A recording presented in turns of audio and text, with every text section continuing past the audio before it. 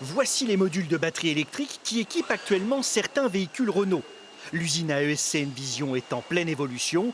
Plusieurs centaines de R5 le mois dernier, un chiffre qui devrait monter jusqu'à 10 000 en janvier.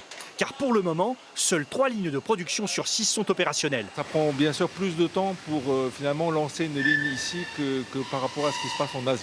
Il faudrait qu'on monte un peu plus et plus rapidement, dans le sens où on se rend compte qu'on a besoin de plus de personnes par ligne que prévu.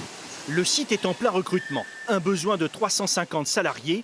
L'essentiel des métiers n'existait pas en France il y a quelques mois. Impossible de recruter sur l'expérience. Tous les profils sont donc bienvenus. C'est pas très physique, mais c'est mental. C'est surtout la vision, rester concentré. Ça peut être vraiment décisif pour l'avenir. Parce que tout ce qui est électrique, on voit que ça en parle de plus en plus.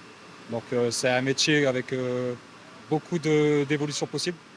Comme on le voit ici, j'ai déjà eu mon CDI, moi, au bout de mes 9 mois déjà. C'est dans cet espace confidentiel et stérile que débute la réalisation des cellules qui composeront les batteries. L'usine est en train de rattraper le retard pris avec la technologie chinoise. Les batteries, une fois assemblées, peuvent durer à peu près une vingtaine d'années. Alors après, il y a plusieurs vies dans une batterie. Il y a une première vie qui est sur le véhicule. Et ensuite, une fois qu'elle est sortie du circuit automobile, il pourrait aussi servir pour d'autres choses, comme pour des stockages stationnaires. Près de 10 jours sont nécessaires pour réaliser une batterie électrique. Le site de 100 000 m² connaîtra bientôt le maximum de ses capacités de production, un seuil qui devrait être atteint dès le premier semestre 2026.